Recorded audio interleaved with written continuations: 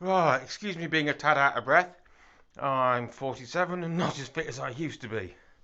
Right, I've managed to recharge the Kral Puncher Breaker. The pressure on that gauge is reading 200. The pressure on that gauge, focus, is reading a tad under 200. But I'm out of breath, so that'll do. Right, there is a correct procedure. You do not remove that because this pipe here is going to be full of pressure. So there is a release valve. Every pump's going to be different. Mine's down here. Loud hiss. And that just relieves the pressure that was in that. But this should still be a one-way valve here. So all I've done is relieve the pressure from that pipe. Not, oh, I'm out of breath. Not that is in this main tube, which is still reading 200. Obviously that's dropped down to 0. That gauge still reads 200. Now, gently. It is a tight fit, you know. Now I'm going to inspect this properly. Go on, focus, you bugger. I'm going to inspect that properly with a magnifying glass in a minute to see if there's any damage on these black replacement rings. Because the official yellow ones that came with the Kral Puncher Breaker, I fished it out with a pair of tweezers, look.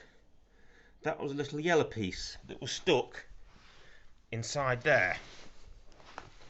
Oh, some people say, oh, just get a air tank, the 300 quid for an air tank, and then you've got to pay to fill them up. I can't see anything stuck on that valve this time, he says. No, he can't. But I'll have a close look after I finish videoing in with a magnifying glass and a torch. And I'll also have a close look inspection with a magnifying glass on that. Hopefully there is no deformation. It was leaving like little tiny smileys on the actual rubber seals and leaving pieces inside there, which obviously when you're dealing with like 200 bars worth of pressure, that's not a complete fit, is it? To remove this cover, this cap, I've had to remove the silencer and just put the standard thread protector back on top that came with the weapon. So I've normally got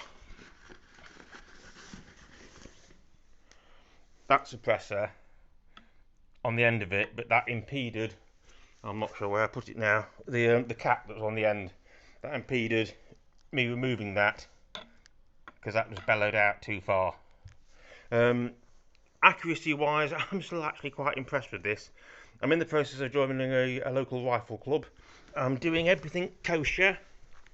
In the end of my hallway,